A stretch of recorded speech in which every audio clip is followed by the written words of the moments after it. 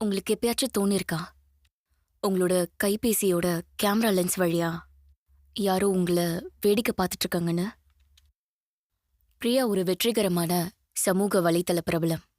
சென்னையில வசிக்கிற இந்த 23 வயசு பொண்ணு தினமும் ஆயிரக்கணக்கான பேர் அவளோட வாழ்க்கைய பின்தொடர்ந்து பார்த்துட்டு இருந்தாங்க. அவளோட ஒவ்வொரு செல்ஃபியும், ஒவ்வொரு கதையும் மாயாஜாலம் போல பரவிக்கிட்டு இருந்தது. அன்னிக்கு ராத்திரி வழக்கம் போல படுக்கை அறையில ஒரு செல்ஃபி எடுத்துட்டு இருந்தா. மென்மையான ஒளியில அவளோட முகம் அழகா தெரிஞ்சது. ஆனா படுத்து மறுபடியும் பார்க்கும்போது அவளுக்கு ஏதோ விசித்திரமா தோன்றுச்சு. அவ தோளுக்கு பின்னால செவுத்துல ஒரு நிழல் தென்பட்டுச்சு. அது வெறும் ஒளியால நிழல் விளையாட்டுன்னு நினைச்சுக்கிட்டா.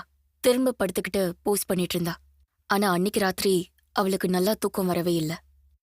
ஏதோ கண்கள் அவள வேடிக்கை பார்த்துட்டு இருந்த உணர்வு அவளை விட்டு போகல. மறுநாள் காலையில அவளோட குளியல் அறையில ஒரு மிரர் செல்ஃபி எடுத்துட்டு இருந்தா. இந்த தடவை அவளுக்கு பின்னாடி கண்ணாடியில தெரிஞ்ச பிரதிபலிப்புல ஏதோ ஒரு வித்தியாசம் இருந்துச்சு. அவளோட நிழல் சரியா தெரியல. அது கொஞ்சம் நீளமாவும் வளைஞ்சும் இருந்தது. பிரியா கவனமா படத்தை ஜூம் செஞ்சு பார்த்தா. அவளோட இதயம் வேகமா துடிக்க ஆரம்பிச்சது. கண்ணாடியில தெரிஞ்ச நிழல் ஏதோ கூடுதலான ஒண்ணுன்னு தெரிஞ்சது. அது அவளோட நிழல் மட்டும் இல்ல. வேற யாரோ ஒருத்தரோட உருவம் அவளோட நிழல்ல கலந்திருந்தது. அன்னிக்கு மதியம் அவளுக்கு ரொம்ப பிடிச்ச காஃபி ஷாப்ல ஒரு படம் எடுத்தா. இந்த முறை அவளுக்கு பின்னாடி இருக்க செவுத்துல ஏதோ ஒரு முகம் தெரிஞ்சது. அது ரொம்ப மங்கலா இருந்தது. ஆனா அது நிச்சயம் அங்க இருந்தது. பெரிய கண்கள், வித்தியாசமான புன்னகை. பிரியா பதட்டத்துல கஃபே ஷாப்பை சுத்தி பார்த்தா.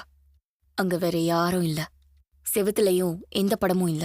ஆனா அவ போன்ல இருந்த படத்துல அந்த முகம் தெளிவா தெரிஞ்சது. அன்னிக்கு ராத்திரி அவ தன்னோட ஃப்ரெண்டு ராஜேஷ அழைச்சா.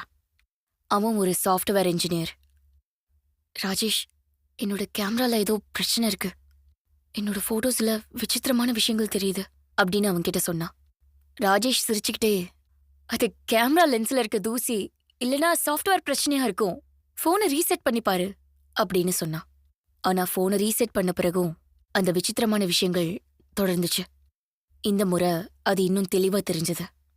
ஒவ்வொரு படத்துலயும் அந்த அந்நிய முகம் இன்னும் நெருக்கமா வந்துட்டு இருந்தது.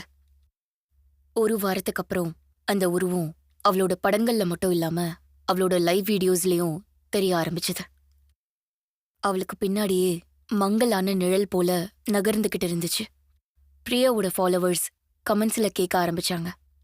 உங்க பின்னால யார் நிக்கிறா பிரியா? அது யாரோட நிழல்? அப்ப நீ தனியா இல்லையா?